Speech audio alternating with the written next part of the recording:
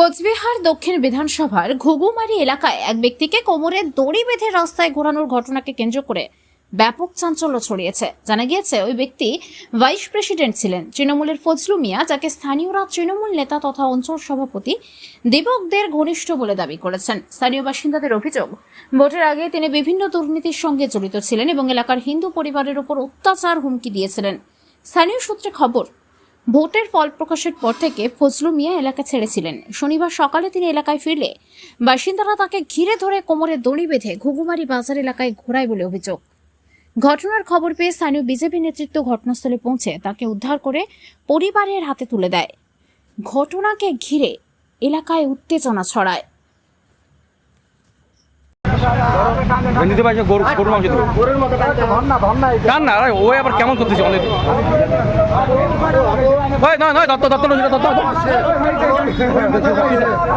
ধর না ধর ভিডিও করতেছি দত্ত টান টান টান গরু গরু টান টানছি।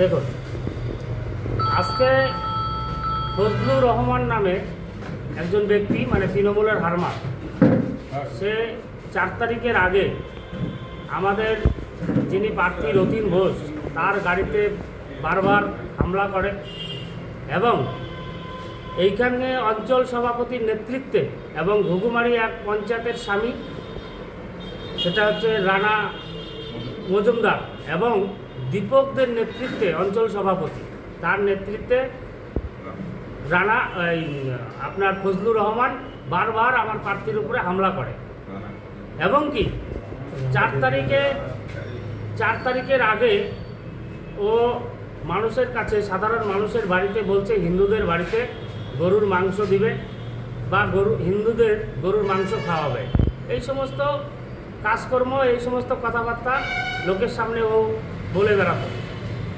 তাই এতদিন ও পলাতক ছিল। আজকে সাধারণ লোক যারা এই সমস্ত কথা যাদের সামনে বলেছিল, তারা আজকে হয়তো ওকে হাতের নাগালে পেয়েছে।